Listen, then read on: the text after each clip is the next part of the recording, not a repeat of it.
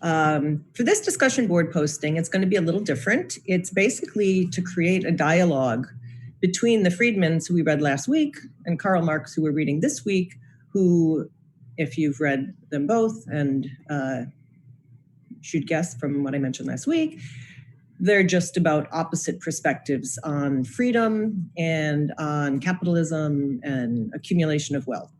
So the idea is to construct a dialogue, literally, as I have an example down here, like you're writing a script.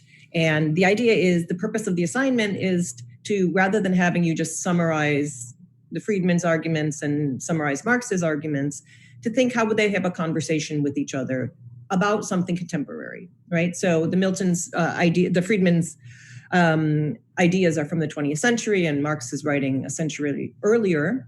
But nonetheless, forget that aspect of it. How might they talk about something contemporary? And so the first thing you're going to do is choose a topic that you'd like to talk about. I'll talk about the one I gave an example, which is of Starbucks, which is basically a corporation. You could talk about the Trump administration. You could talk about coronavirus. You could talk about the coronavirus shutdown, putting New York on pause, these kinds of things. I've had in the past someone write about gaming, right? Online gaming. I put TikTok as an example, essential workers, pretty much any contemporary issue. And the idea is we have two different sets of ideas, and I want you to think about what each would have to say about whatever subject or topic you choose. What might they, have to comment on it, and building directly on their own ideas. So you need to do more than to say one's pro-capitalism and one's a critic of capitalism. You need to, if the Friedmans start talking about freedom and the markets, well, Marx has some very specific responses to those kinds of arguments. And so you want to sort of make sure you bring those to life. So choose a present day issue and do a script-like dialogue. You should include stage directions or scene settings, the imagined encounter. So my imagined encounter is they meet on the Upper East Side, and the idea being the Friedmans would likely live on the Upper East Side because it's, some of the most expensive property in the city. And Marx, what would Marx be doing on Madison Avenue? So I have him that he got lost because he was giving a talk at Hunter College. So it sort of sets up already a little dynamic. So whatever you want to do, it could be that, if you're talking about TikTok, the Friedmans say like, oh, our grandchildren are obsessed with this, and then just to get a conversation going. Right. But the idea is to, have a little bit more fun imagining what they literally would say to each other, not just what we're doing, which is we're putting those ideas against each other, but what might they have to say about something? Here I put some of the key concepts: freedom, choice, class struggle, structural inequality, capitalism. They have very opposite views on a lot of these things. So to receive full credit, it's 6 points. It gives you the length. You need to articulate the basic ideas for both of them. So it can't, again, more than a critique of capitalism and a defense of capitalism. A clear present day issue, and have a back and forth exchange of ideas. So it's not just Friedman say, blah, blah, blah, blah, blah, blah, blah, blah, blah, and that's half your entry. And then Marx has a response. I want it to be a dialogue, a sort of back and forth, as if they're considering each other's ideas. Again, I encourage you to draft it offline, take time to revise it, read it. It's not due until October 15th, so a week from Thursday.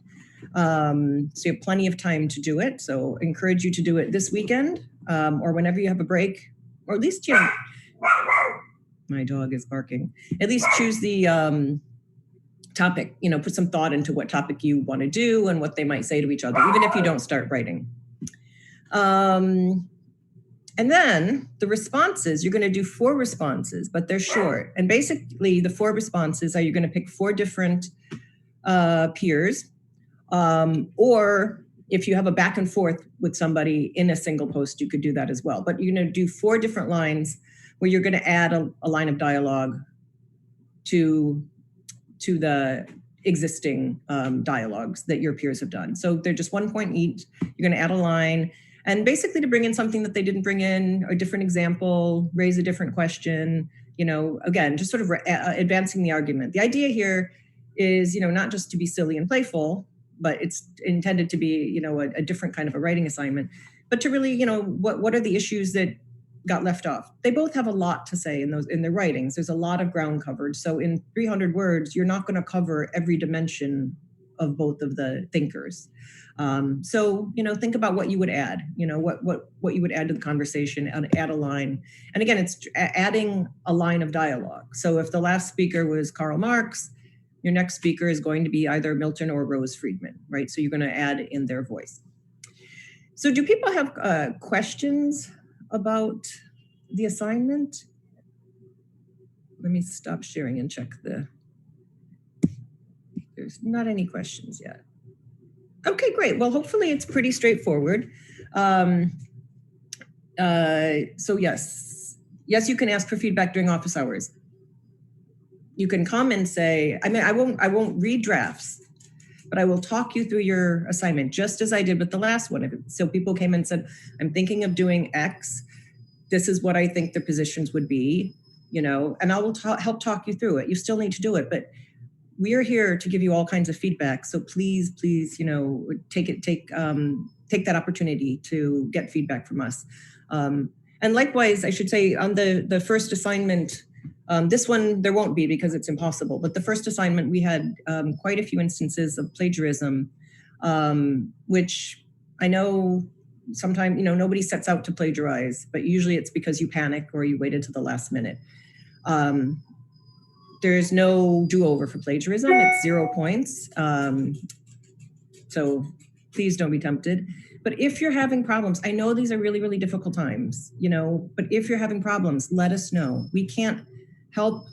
We can't try to accommodate you if I don't know your internet's been down for 4 days or your apartment flooded or something, if you don't tell us that you need help, there's no way we can help you. Right. So please reach out. I know it's an extra thing to do to reach out, but either by email or pop in office hours. We really want you guys to do well in the course.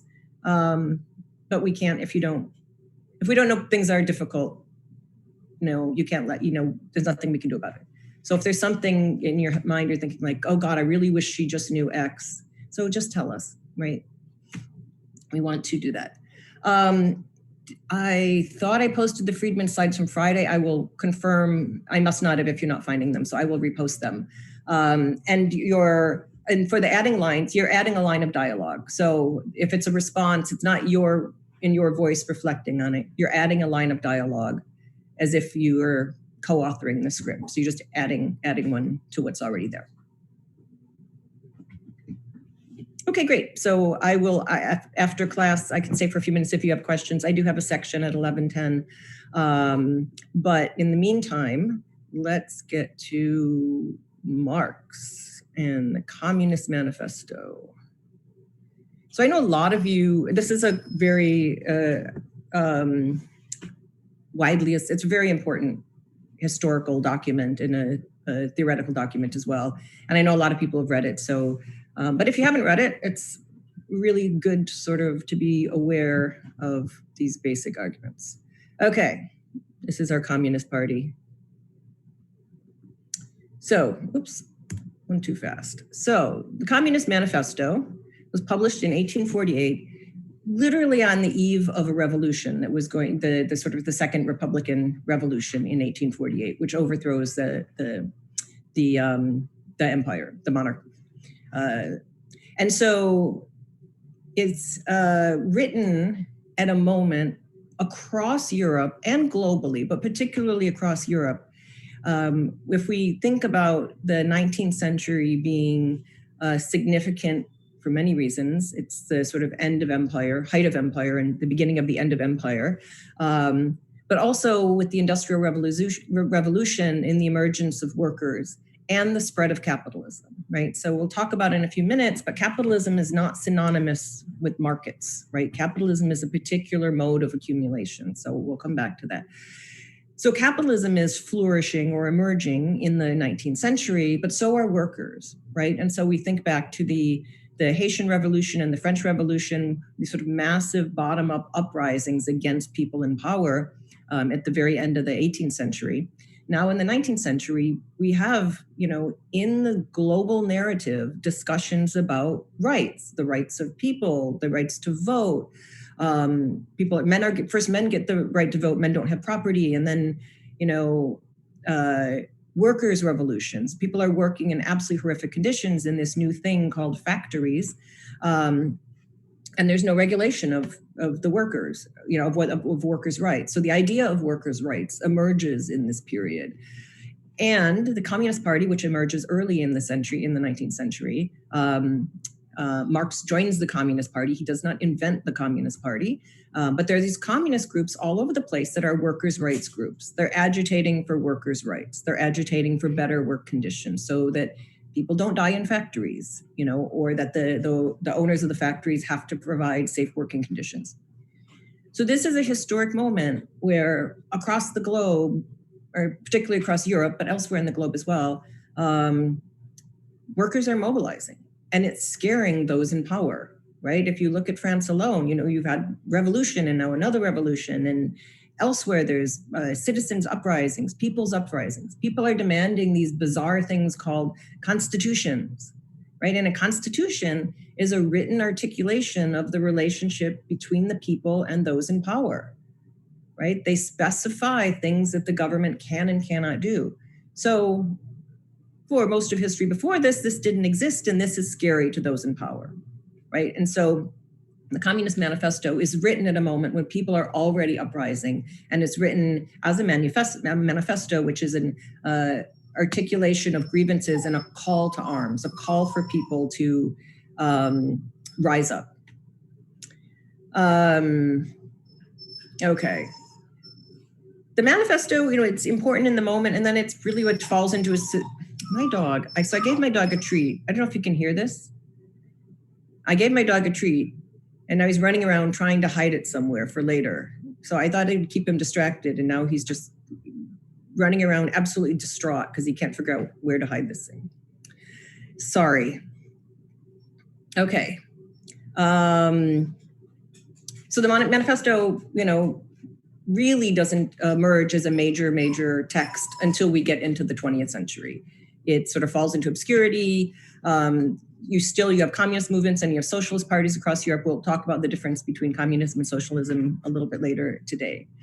But yeah, the late part of the 19th century, the manifesto emerges as a really important text for, this sort of worker mobilizations, for articulation of grievances against the wealthy, against the owners of factories, against the bourgeoisie. Okay, so it's a really important text historically and analytically, and I'll talk about both of those in a second. So it begins with this famous quote: "A specter is haunting Europe, the specter of communism. All the powers of old Europe have entered into a holy alliance to exorcise this specter." So this specter is communism. Again, he's not advocating, he's not inventing communism and saying, here's a new idea to mobilize people. He's saying at this moment, everyone in power, from the church to kings to the people who own the corporations or own the factories, invested in this, the speculators, they're all in an alliance because they're all terrified of communism. They're terrified that people are actually going to win some of what they're demanding. And so this is the beginning of the piece. The specter is haunting Europe.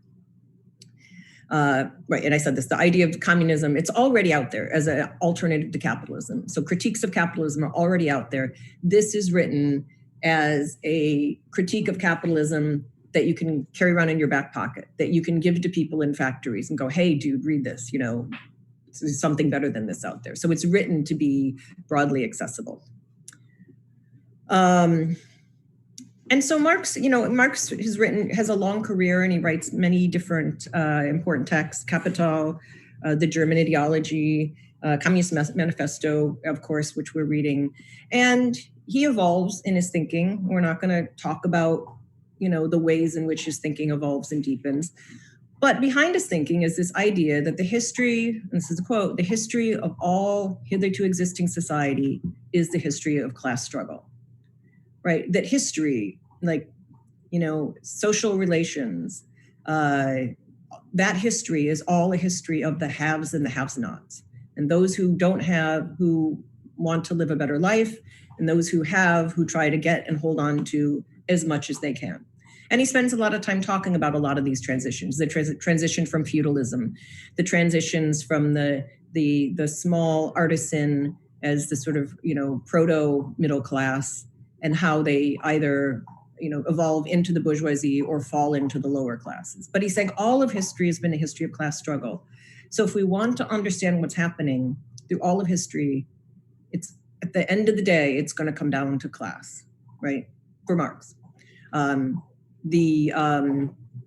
The second video I gave you, which was about the race and class, the wealth gap,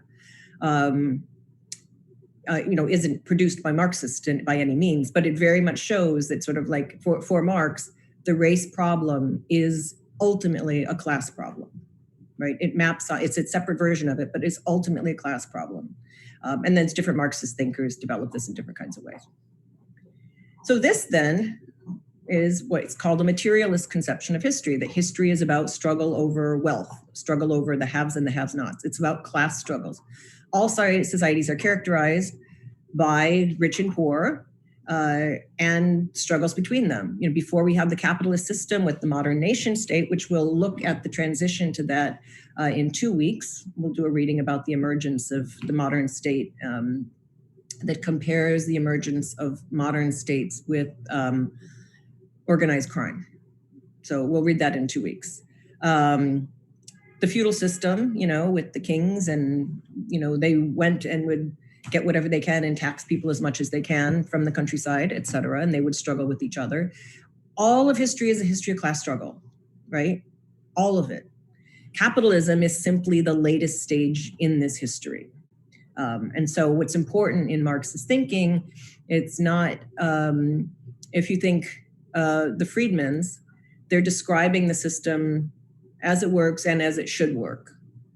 Marx is, and it's just a sort of a snapshot in time. For Marx and Engels, this is co-authored, but Marx was the main author on it. He sees history as having a progression. It's evolving from primitive to less primitive to modern to deeper, through feudalism to capitalism. Now we're in a late stage capitalism in the 21st century. We have, neoliberalism is a new form of capitalism. And so he sees history as progressing. And we'll talk in a minute about progressing to where. A key dimension of this is that this is not a state-specific system, right? It's not talking about one country here versus another. This country's capitalist versus this country's socialist, et cetera. This has always been an interconnected system, right? And capitalism always has to find new wealth. You can't get to the point where everybody's, making enough money and things are fine and we have enough of what we need. In capitalism as a system, you always have to expand. So you always have to find markets, create things that people didn't even know they needed. And you create it and then you market it to them and convince that they need it and their life will be better if they get this. So you're creating something new. And we hear this language all the time that, the markets must grow. We have to grow the economy. We can't have stagnant markets. It has to grow, grow, grow. So capitalism, for those who support it and critics of it, has to always grow. The system there has to be the production of more and more wealth, right? And that's true the Friedmans agree with that, which is why they want free markets, so you can be entrepreneurial and creative and develop new things.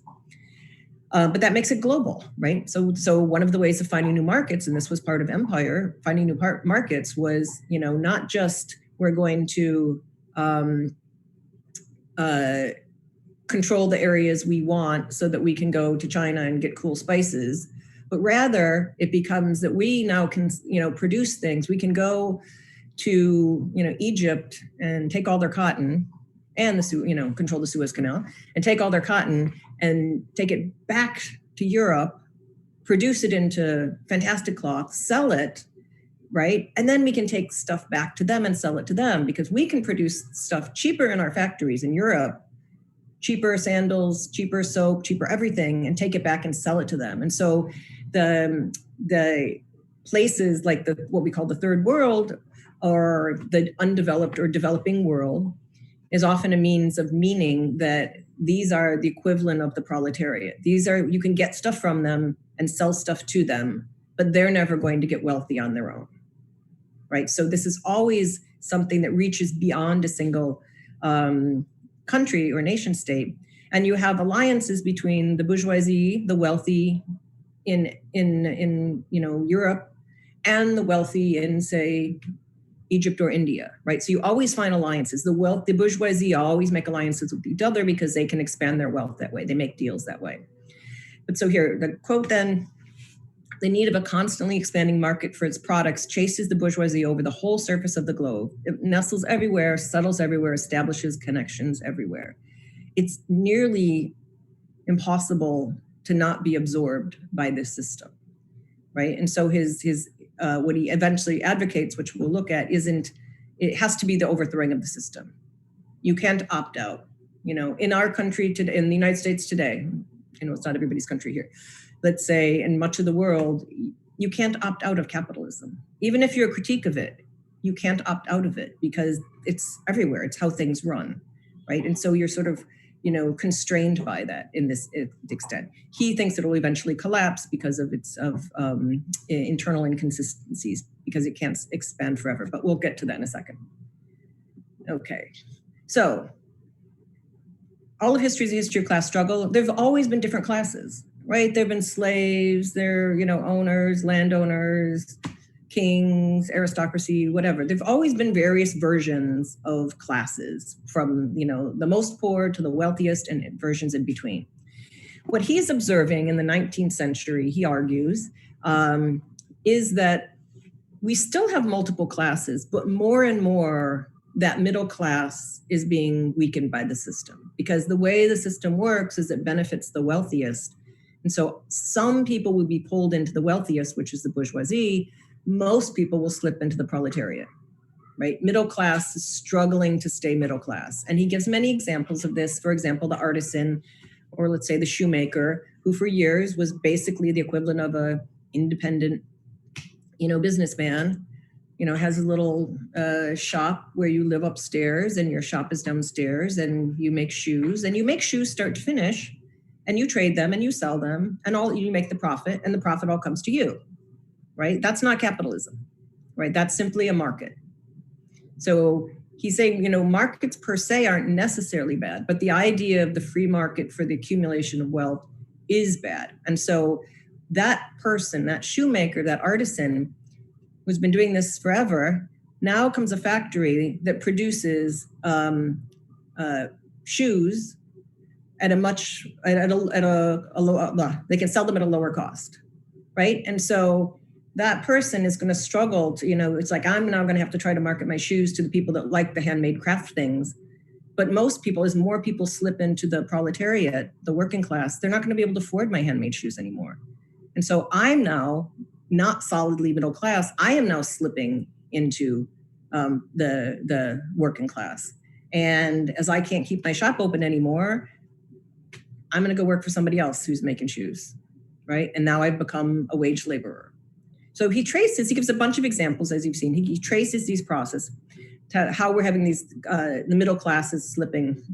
So again, some will roll up into the bourgeoisie, but the idea is it's kind of like pyramidal. It's always going to be bottom heavy. The proletariat, which is the working class, they pay wage laborers and nothing else. They suffer from alienation, as the video emphasizes, which is they're sort of removed from the joy and the fulfillingness of being productive and creating something start to finish. They just see sort of cogs in a machine where I sit there and stamp something all day long. They make barely enough, just enough to live, right? So just enough, to live might mean just to keep you out of literal poverty, or it might mean just enough to keep you, to be a good worker and to contribute back to the economy by spending money, right? So we need enough of the proletariat to be able to afford a new iPhone or cell phone every 2 years, even though your cell phone's perfectly fine, thank you very much. We'll make sure you need one, and we'll make sure they break, and we'll stop servicing the old ones so you're stuck anyways. We need you to be buying those every 2 years, right? Because if you guys are really poor, then you can't spend money on these kinds of things. So you get the workers, the proletariats get used both because they are paid as little as possible, bare life, and what money they do, then they have to go give back to other capitalists to, rent and buy clothes and food and things like this. You get it and you immediately have to give it away. But we want just enough extra money that you can spend on other things. So that's a condition of the proletariat.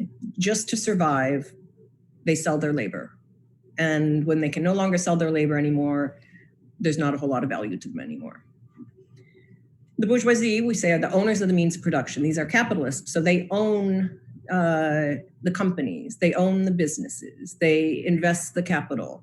They're basically the rich who owns things. And if I'm the bourgeoisie, I'm the owner of the means of production, I'm the one who has the shoe factory now. I want to make as much profit as possible, right? Because profit is prosperity, and I want as much wealth as I can possibly get. And if I'm smart enough to make those decisions, a la the Friedmans, if I choose wisely, then I should get to make profit. Like, why shouldn't I benefit from that, right? But to do that, to make as much profit, I'm going to pay workers the least amount possible, right? Just enough, whatever. I mean, if there's another factory's paying more and I can't get workers because they're going to the other factory, I might have to pay more, but I'm going to pay just the bare minimum to get the work done. And because so many people are impoverished, there's always workers, right? There's always people that desperately need a job. So I can keep working conditions pretty bad and pay you not a whole lot of money because there's going to be workers out there that I can tap into. So what then has the bourgeoisie done? This is what he's describing, this process that's happened over this, say, from the mid-18th century to the mid-19th century when he's writing. Right? It's resolved personal worth into exchange value. So individuals don't have any worth as an individual. Your worth is your labor. The only worth you have as an individual, he's saying this is what the bourgeoisie has done to humanity. The only value of the individual is the labor that you can sell, right? It's exchange value, right? And here's he's talking to the Friedmans. Of course, the Friedmans are actually talking back to him in this place, but this is one of the clear places.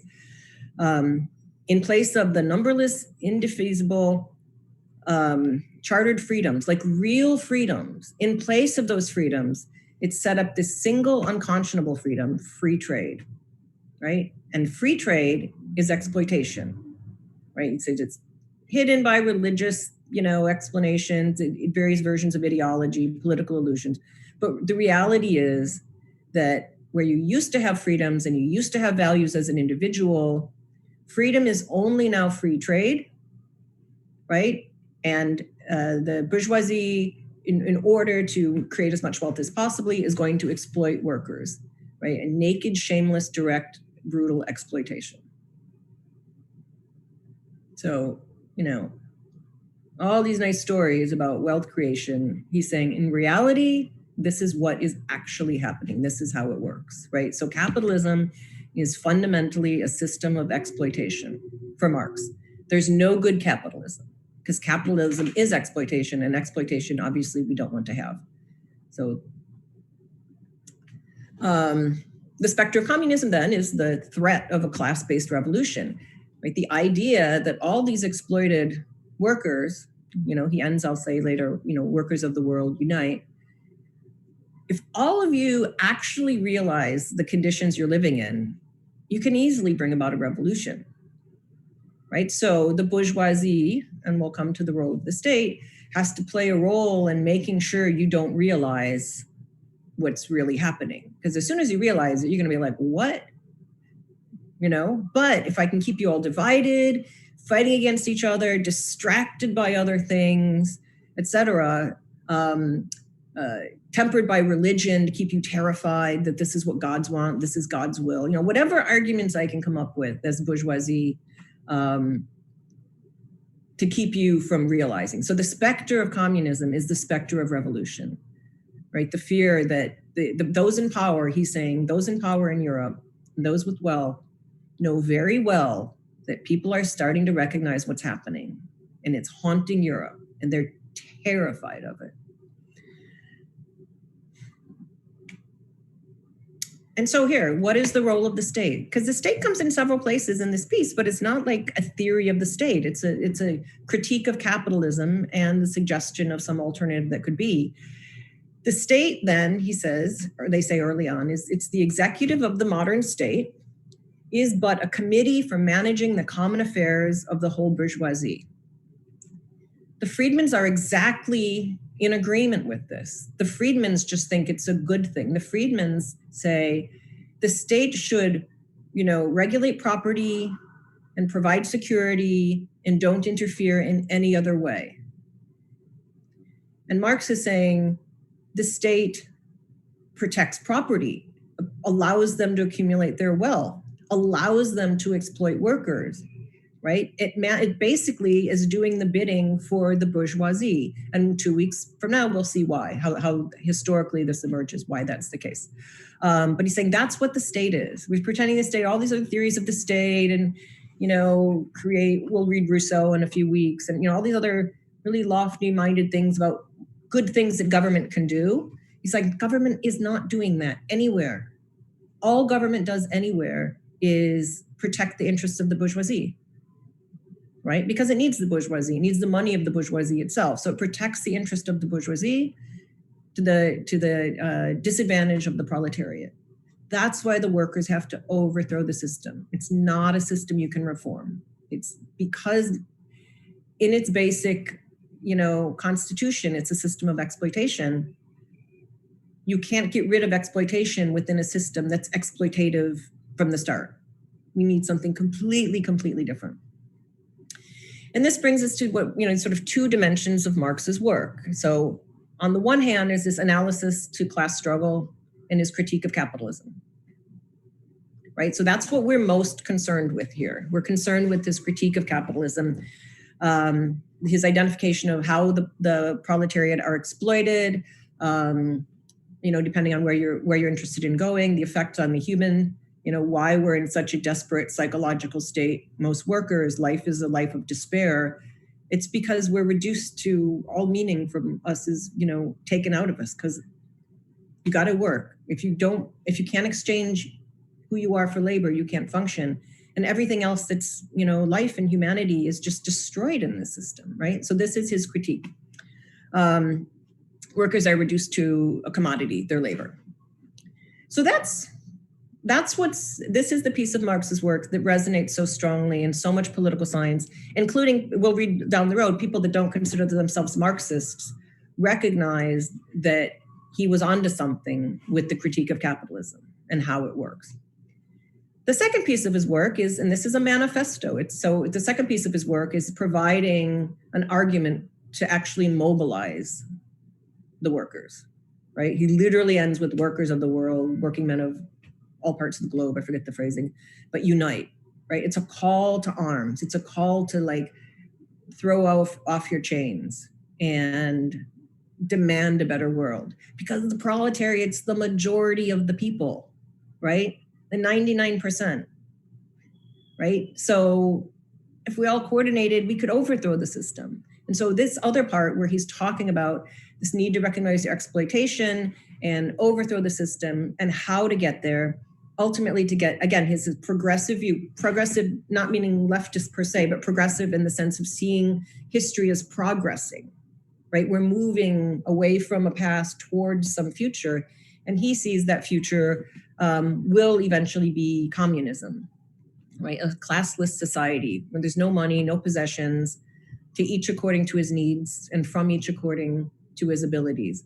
So you do everything and contribute everything you're able, and you take only what you need, and everybody can live a life that's safe and comfortable. We're so productive with food and things that everybody doesn't need to work, certainly not 5 hours a day, or 5 days a week, could be 3 days a week. There could be a lot more leisure time. And this is good for humanity, right? This will be good for people as humans to get to this classless society. No money, abolishing private property. And he says it clearly in the piece. When I'm talking about abolishing private property, I'm not talking about taking working class people and throwing them out of the place they're living. We're talking about abolishing the ability to accumulate more than you need, the excessive accumulation that needs to be abolished. And if we abolish that, we could all live well. And if we're all living well and everybody's needs are met, there's no need for the state, right? Because what the state does is protect the accumulation of wealth of the bourgeoisie and keep people in line and throw people in jail that challenge the system and go after people. So if everyone's needs are satisfied, then the state will just melt away. It won't be needed. So there's a lot of people that embrace Marx's ideas, that are all about this sort of analytic approach to class struggle, but don't see ever a society without a state. I think, okay, I'm not there. I'm not following him that far. There's a lot of people that do. But, for our purposes, we're most concerned with the sort of the critique rather than the political project of communism. And I would say for our purposes, for the purpose of what I'm doing in this particular course and class, there's obviously a lot more to consider here. Here's the quote I gave. Yeah, proletarians have nothing to lose but their chains. They have a world to win. Workers of all countries unite, right? There's nothing to lose. Everything is to gain. And here's my other quote, to each according to his need, from each according to his ability. Does that mean people could be lazy? Sure. But he said leisure isn't a bad thing. People can just enjoy themselves. Does that mean there will be someone who doesn't contribute a lot? Of course. But there's so much wealth out there that everyone's needs could be satisfied, that it wouldn't be a problem for the people that didn't want to work to not work, because everyone's needs would be satisfied, because most of us would want to contribute to society. Most of us would, I like teaching. I'll go out and have classes and anybody who wants to come can come, right? And then I'll get the food from the people who like to grow food because they like to work in farms. So you don't need money in this part of this is sort of the ideology, his political vision, not the critique. You don't need money. You won't need money when all your needs are satisfied. And everybody will want to contribute. The artist can contribute what they want, music, art, whatever. The, woodworker can do his woodworking and build cabinets. Everybody can do what they're good at and what they enjoy. And because we'll do those processes fully from start to finish, we won't have this, soul-crushing alienation that just, makes you want to, stab yourself in the eye with an ice pick if I have to go back to work and listen to the whatever and do this terrible, awful job. It just won't be the case. And so then he talks about, before we get to this utopia of communism, when the state disappears and there's no private property and we don't need money anymore, he says there are interim things that can happen. And in fact, the state is going to be needed to get us to a better place. So we can't simply abolish the state. We need the state now to get us to a better place. And so the state needs to take control of things that are right now being controlled through capitalist practices and processes. And this is where the socialism becomes the stage in Marxist thought before communism. So instead of this tiny state the Friedmans are imagining, we need a state that's going to make sure everybody has what they want. Free public education, a progressive income tax. So the people that make more should pay more in taxes. And then the state will take over communications and transportation to make sure it's fair. It's not just for profit, right? Everyone can use the train, right? Not just the people that can afford the tickets, or the people that fly because other people have to take the bus because they can't afford how to take an airline, so they're taking buses, etc. The state will take control of everything, expand businesses, everything becomes publicly owned, a national bank, abolish inheritance, and eventually abolish inheritance as private property. But it's imagining the state, and this is the socialist state, in Marx's sense of a socialist state, will take control because then it can manage wealth. You're not just leaving the markets to do what they want. You're not letting the bourgeoisie accumulate wealth. You're not letting the Friedmans, accumulate wealth, right? The state will take over and start providing for the people, providing healthcare and all these things. He doesn't say healthcare, but you can see where that would fit in here. And once everybody has their needs provided for, then we won't have this, competition and exploitation, because the state will prevent that from moving forward. And so here's where we have sort of communism, socialism. Communism imagines this radical equality, no private property, workers collectively own everything, social classes are abolished, everyone's absolutely equal, everyone works for the same goal, everybody wants the good of society, right? It's a radically equal society. Socialism then for him is a stage to get to that point where the state takes control. This socialism can accommodate some forms of capitalism, some controlled forms of capitalism. That's why I said last week, you might find yourself being a critic of capitalism, or you might not find yourself being a critic of capitalism, but there are many kinds of capitalisms, right? So people could say you could have a socialist state that provides all kinds of welfare, but still some kinds of markets, but we're gonna, tax the wealthy to prevent this hyper division in inequality, right? Marxists would say no.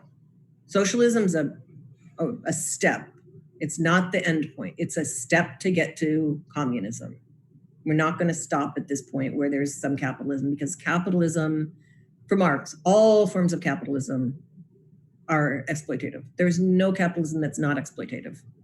So therefore, the whole system has to go. I think that's my last slide. More Communist Party images. Okay, so I'm going to unshare and see if there's comments.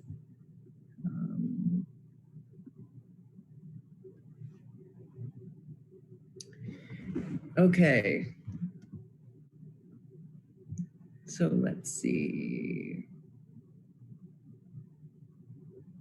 Okay, yeah, so yes, the proletariat is the lower class or the working class, and the bourgeoisie is the upper class. So Wolf is from Marx. So Friedman's view on the state is that the state should be very small. This is the libertarian view that we have, people that are libertarians today. Very small state, right? Should not provide education, should not provide healthcare. It should, have a system of rules to regulate individuals so that nobody can impinge on your freedom, right? So you can't steal my stuff. So the state has to play that role in making sure that people don't impinge on my freedom. And the state provides security from outside challenges as well as, domestic problems. And otherwise, regulates property, so you can buy and sell and trade and accumulate wealth. And the state will play that very limited role, right? So the Friedmans want a very small state. Yes, they're pro-state. The Friedmans are definitely pro-state, but they're pro-very small state. The government should play very little role. Oh, great. So yes, Kieran says this exactly.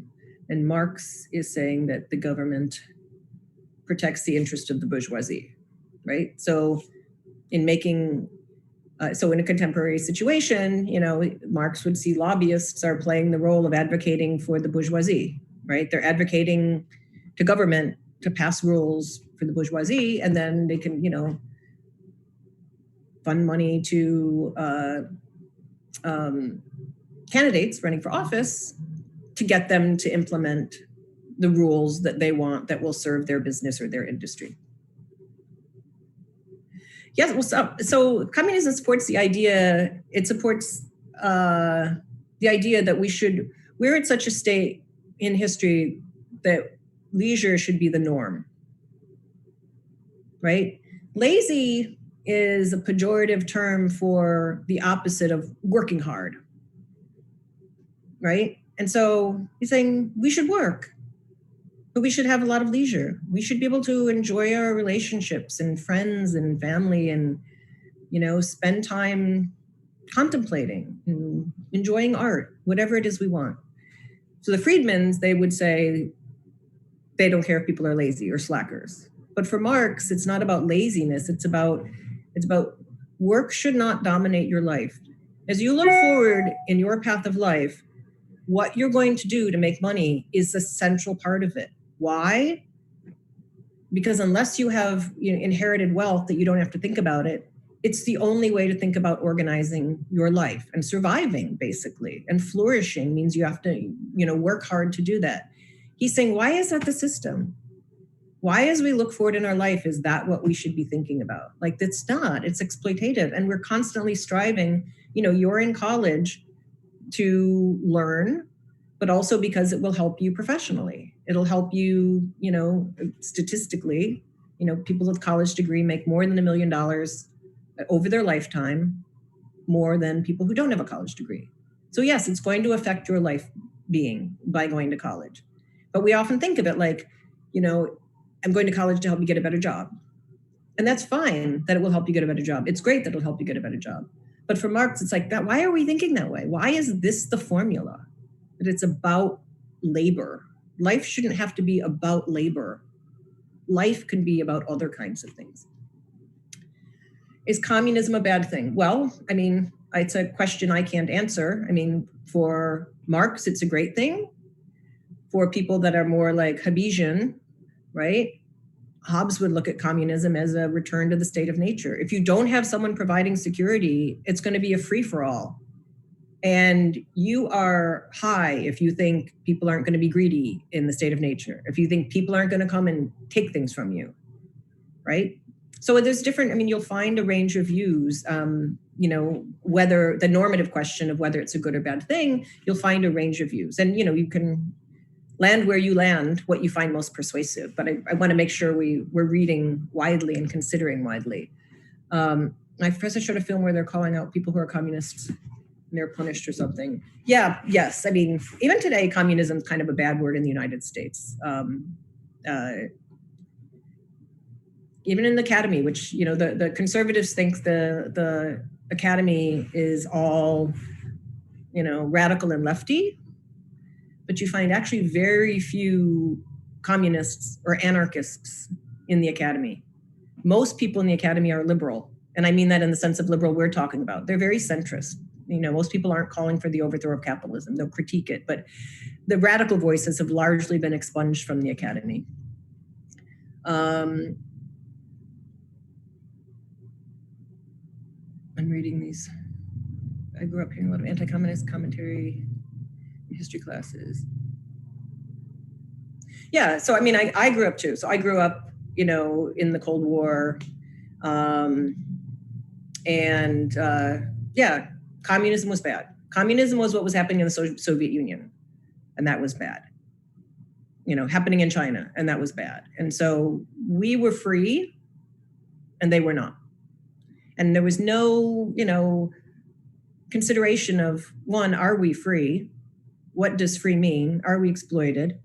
And what does communism mean? And what other ways of being are possible? So, I think that's what I want to introduce most, is not that one system is better than another, but there's a lot of ways of thinking about how society might be organized or how the government might be organized.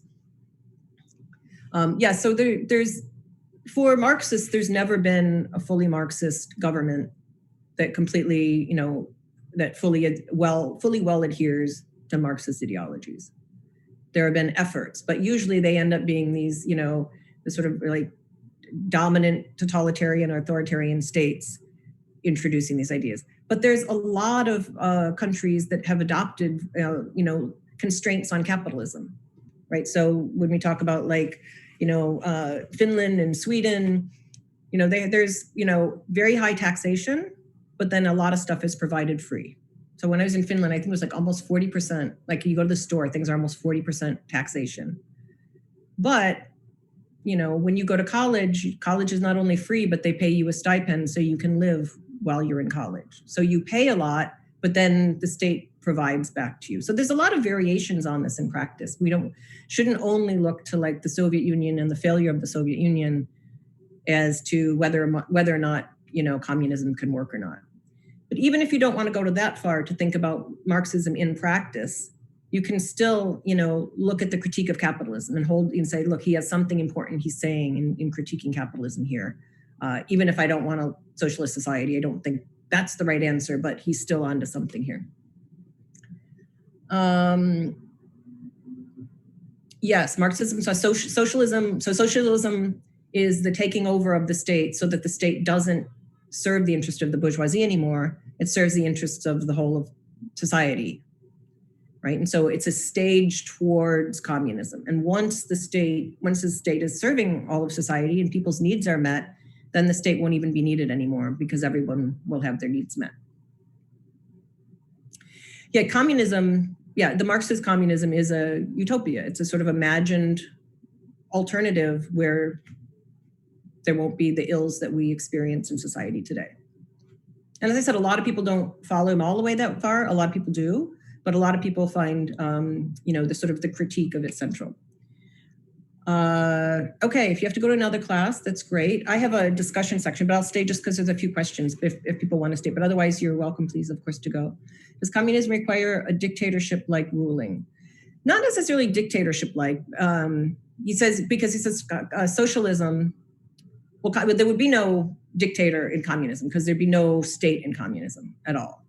Socialism requires a strong state to get us to the communist stage. And often in practice, that means more authoritarian. But he says that socialism can accommodate some forms of democracy. Democratic representation is completely right in socialism. So you can have those kinds of combinations. But if you get to communism, you wouldn't have a state at all. In practice, people have created communes, which you may have heard that term, which is to try to live these values in a small society. And it can work very well in small societies. I think the one study said like 20 families or less, some very small societies. But in practice, we haven't seen it enacted anything larger than on small societies. Okay, well, thanks. Yes, I don't know if I posted the slides from the last lecture. I probably did not yet, so I will go post them. I have a discussion section right now, but I'll post them and the slides from today after I finish my section, so by noon. Okay, thanks everybody.